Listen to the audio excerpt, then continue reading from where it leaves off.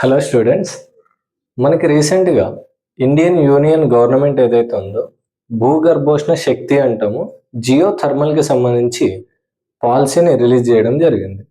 So దీంట్లో ఉన్న విశేషాలు ఏంటి అనేది మనం ఈ వీడియోలో తెలుసుకుందాం. మీరు ఇప్పుడు చూస్తున్న ఈ షార్ట్ వీడియో అనేది టైమింగ్ తక్కువ ఉంటుంది కాబట్టి నేను దీంట్లో పూర్తి వీడియోని అప్లోడ్ చేయలేకపోతాను.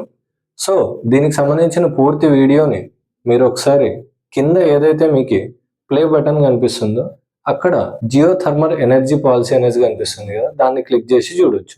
సో విషయంలోకి వెళ్ళిపోతే ఈ జియో థర్మల్ పాలసీ ఏదైతే ఉందో ఇది 2025 సెప్టెంబర్లో రిలీజ్ చేయడం జరిగింది. దీని గురించి చూసుకుంటే గ్లోబల్గా ఈ జియో థర్మల్ ఎనర్జీ యొక్క టోటల్ కెపాసిటీ ఎంత ఉందంటే 15.4 గిగావాట్ ఏదైతే ఉందో అంత కెపాసిటీ ప్రపంచవ్యాప్తంగా దీన్ని జనరేట్ చేయొచ్చు అనేసి అనుకుంటున్నారు. ఒక గిగావాట్ ఎంత అంటే 1000 మెగావాట్ కలిసి ఒక గిగావాట్గా మనం పరిగణించడం జరుగుతుంది. సో ర్యాంకింగ్ లిస్ట్ ప్రకారం జియో థర్మల్ ఎనర్జీకి సంబంధించి ఫస్ట్ ప్లేస్ వచ్చేసి మనకి యుఎస్ఏ ఉంది. యుఎస్ఏలో స్పెసిఫిక్గా చెప్పుకోవడానికి కాలిఫోర్నియా అనే రాష్ట్రం ఏదైతే ఉంటుందో ఆ కాలిఫోర్నియాలో ఎక్కువగా ఈ జియో థర్మల్ ఎనర్జీని ప్రొడ్యూస్ చేయడం జరుగుతుంది. సెకండ్ ప్లేస్లో వచ్చేసి ఇండోనేషియా ఉంది. అలాగే థర్డ్ ప్లేస్లో ఫిలిప్పైన్స్ అనే దేశం ఏదైతే ఉందో ఆ దేశం థర్డ్ ప్లేస్లో ఉంది. America, second Indonesia, third place Philippines టాప్లో ఉన్న దేశాలు అన్నమాట.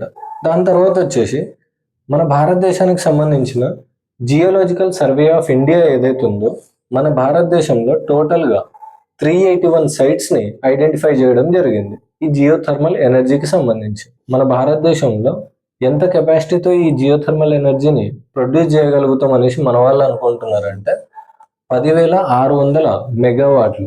గిగావాట్లలో చెప్పుకుంటే 10.6 గిగావాట్ కెపాసిటీ మన భారతదేశంలో ప్రొడ్యూస్ చేయగలుగుతాం అనేసి మన భారతదేశం భావిస్తుంది అనమాట. సో ఈ జియో థర్మల్ ఎనర్జీ అనేది భూమి లోపల నుంచి మనం దీన్ని బయటికి తీసుకొని వచ్చి ఈ స్టీమ్ ఏదైతే ఉంటుందో ఆవిరి అంటాం కదా, వాటి ద్వారా టర్బైన్లను తిప్పి ఎనర్జీ అనేదాన్ని ప్రొడ్యూస్ చేయడం జరుగుతుంది. సో మనకు వచ్చే ఈ ఆవిరి లేదంటే నీటి యొక్క ఉష్ణోగ్రత యావరేజ్గా ఎంత ఉంటుందంట మన భారతదేశానికి సంబంధించి అంటే 100 నుంచి 180 డిగ్రీ సెల్సియస్ దాకా ఉంటుంది.